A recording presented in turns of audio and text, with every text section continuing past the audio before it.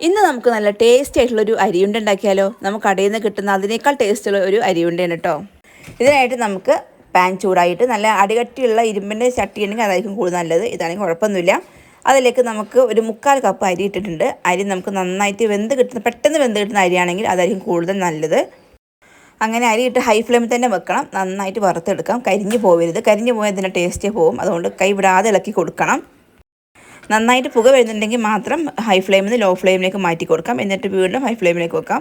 ഇപ്പോൾ നമ്മുടെ അരി നന്നായിട്ട് വെന്തിട്ടുണ്ട്. ഇനി ഒരുപാട് സമയം വെച്ച് കഴിഞ്ഞാൽ ഇത് കരിഞ്ഞു പോവുകയും ചെയ്യും. അതുകൊണ്ട് നമുക്കിത് ഫ്ലെയിം ഓഫ് ആക്കിയിട്ട് നമുക്കതിൽ ചൂട് പോകുന്നത് വരെ വെയിറ്റ് ചെയ്യാം. അരി വേവിക്കുന്ന സമയത്ത് നമ്മൾ എല്ലാ അരിയും വെന്ത് കിട്ടണം കേട്ടോ. ചിലത് നമ്മൾ ഇളക്കി കൊടുക്കാതെ ഇരുന്നാൽ ഒരു ഭാഗം നന്നായി വേവുകയും ഒരു ഭാഗം അരി വേവാതെ കിടക്കുകയും ചെയ്യും. അതുകൊണ്ട് നന്നായി കൈ വിടാതെ ഇളക്കി കൊടുക്കണം. അങ്ങനെ നമ്മുടെ അരി വെന്തിട്ടുണ്ട്. നമ്മളിത് ഫ്ലെയിം ഓഫ് ആക്കിയിട്ട് നമ്മൾ വേറെ പാത്രത്തിലേക്ക് മാറ്റി കൊടുക്കുക കേട്ടോ. എങ്കിലും പെട്ടെന്ന് ചൂട് പോയി കിട്ടുള്ളൂ. നമ്മൾ അതിൽ തന്നെ വെച്ച് കഴിഞ്ഞാൽ കുറച്ച് സമയം അധികം പിടിക്കും ആ ചട്ടിയിട്ട് ചൂട് കൊണ്ട്. അതുകൊണ്ട് നമ്മൾ വേറെ പാത്രത്തിലേക്ക് മാറ്റി കൊടുത്തിട്ടുണ്ട്. നമ്മൾ ചൂട് പോകാൻ വേണ്ടിയിട്ട് ഇതുപോലെ ഒന്ന് പരത്തി കൊടുത്താൽ മതി. പെട്ടെന്ന് ചൂട് പോകും. അങ്ങനെ നമ്മൾ അതവിടെ റെസ്റ്റ് ചെയ്യാൻ വേണ്ടി വെച്ചിട്ടുണ്ട്. ഇനി നമുക്കിതിലേക്ക് വേണ്ട മറ്റ് ഐറ്റംസ് എന്തൊക്കെയാണ് നോക്കാം. എല്ലാവർക്കും അറിയുന്ന പോലെ തേങ്ങയാണ്. അതായത് കൊട്ട തേങ്ങ എന്ന് പറയുന്നത് നല്ല തേങ്ങ എടുക്കണം.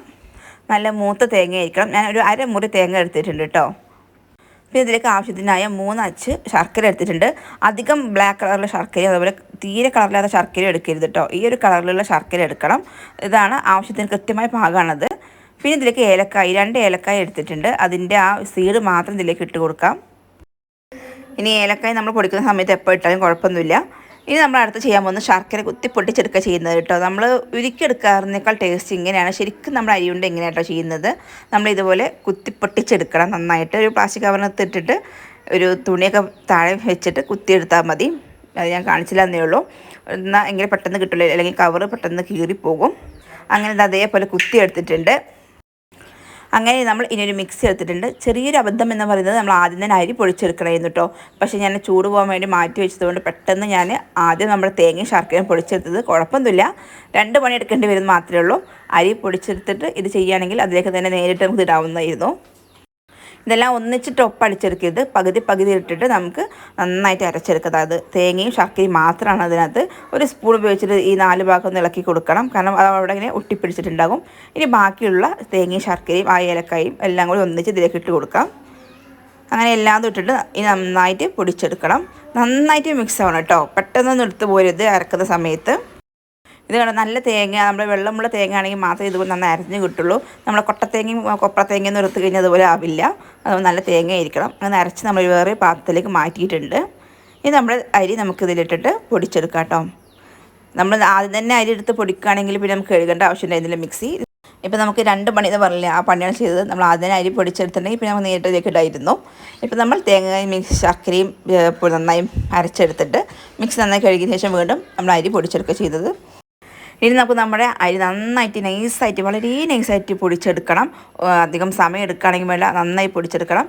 നമ്മൾ നന്നായി പൊടിച്ചെടുത്തിട്ടുണ്ട്. ഒട്ടും സമയമായിട്ടുണ്ടായിരുന്നില്ല. കാരണം അരി നന്നായി വെന്തിട്ടുണ്ടായിരുന്നു. അരി വേവാത്തുണ്ടെങ്കിൽ മാത്രമേ ഉള്ളൂ നമ്മൾ അതുപോലെ നന്നായി പൊടിഞ്ഞ് കിട്ടാതെ വരികയുള്ളൂ.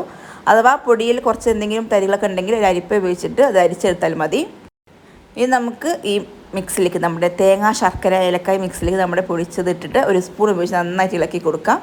അങ്ങനെ കൈ ഉപയോഗിച്ചത് തന്നെ നന്നായിട്ട് കുഴച്ചെടുക്കണം കേട്ടോ. കുഴച്ചെടുക്കുമ്പോൾ അഥവാ വല്ല ശർക്കര കഷ്ണം കിട്ടണമെങ്കിൽ അത് മാറ്റി വെച്ചാൽ മതി. പൊടിയാത്ത എന്തെങ്കിലും ഉണ്ടെങ്കിൽ ഒരു ചെറിയ 2 കഷ്ണം ഇതിന്ന് കിട്ടിയിട്ടുണ്ടായിരുന്നു, അത് മാറ്റിയിട്ടുണ്ട്.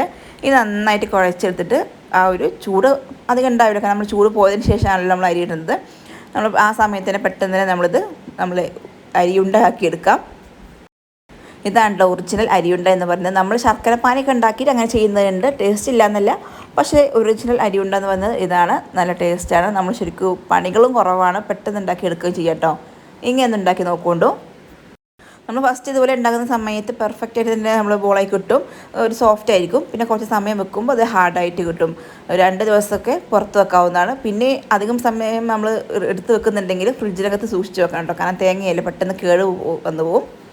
പിന്നെ ഒരു കാര്യം പറയാനുള്ളത്, എൻ്റെ ചാനൽ ആദ്യമായി കാണുന്നവരാണെങ്കിൽ സബ്സ്ക്രൈബ് ചെയ്യാനും മറക്കരുത്. ഷെയർ ചെയ്യാനും ലൈക്ക് ചെയ്യാനും കമൻറ്റ് ചെയ്യാനും അഭിപ്രായങ്ങൾ എന്ത് തന്നെയായാലും കമൻറ്റ് ചെയ്യാൻ മറക്കരുത് കേട്ടോ. അതുപോലെ ഹൈപ്പ് എന്ന ബട്ടണും അമർത്താൻ മറക്കരുത്. അങ്ങനെ നമ്മൾ എല്ലാതും മൊത്തത്തിൽ കുഴച്ച് ഉണ്ടാക്കി എടുത്തിട്ടുണ്ട്. ഒരു എത്ര എണ്ണം കിട്ടിയിട്ടുണ്ട്? ഇപ്പോൾ നമുക്ക് ഒരു 9 എണ്ണം കിട്ടിയിട്ടുണ്ട്. 9 അരി കൊണ്ട് കിട്ടിയിട്ടുണ്ട്. നിങ്ങളെല്ലാവരും ട്രൈ ചെയ്ത് നോക്കുള്ളൂ. Thank you. അടുത്ത വീഡിയോ ആയിട്ട് വീണ്ടും കാണാം.